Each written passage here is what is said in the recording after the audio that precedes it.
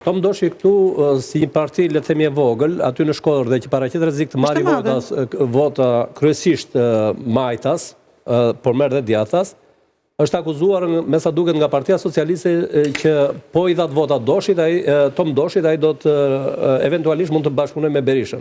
Dhe ai ju kthen një përgjigje dhe ju thotë më kollaj mund të bëj Rama koalicion me Berishën, se ka provuar, e di që disa herë Rama ka bërë koalicion me Berishën dhe janë në një marrëveshje, kanë qenë dhe kohët e fundit në marrëveshje, bën kodin zgjedhor, amnistin, etj.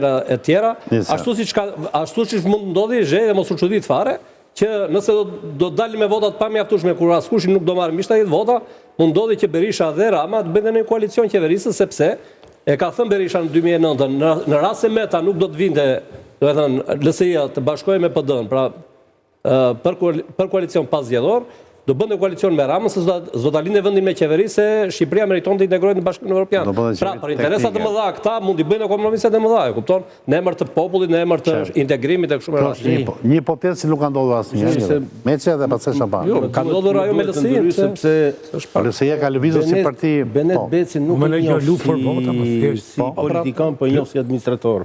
Dhe në ka patur administrator Shqipëria, ai quhet Benet Beci, sepse me investimet dhe me menaxhimin që i bëri sistemit qoftë rrugor, qoftë edhe në bujqësi, etj. Benet Beci në periudhën 2005-2013, Bereshët vetëm në kartë që përdorte përfitoren e tij ishin rezultatet e tija. Po flasim për 2014-ën e si për Meçë.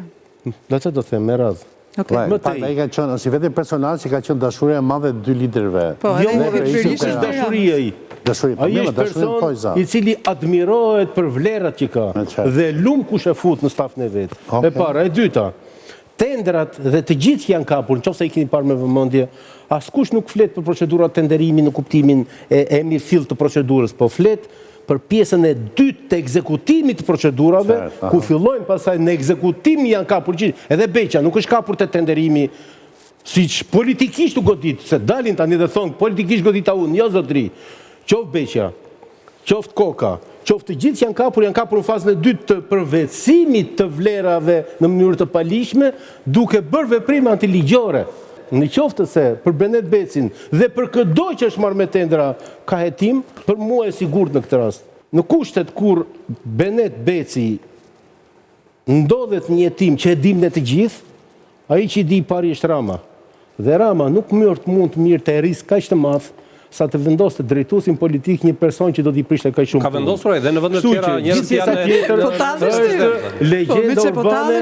legjenda urbane që cirkulon sot në Shqipëri, nuk di një njeri sot i cili është marrë menaxhim, i cili seriozisht e ke? Bishtin ai ka mund të futen për këtë do tjetër.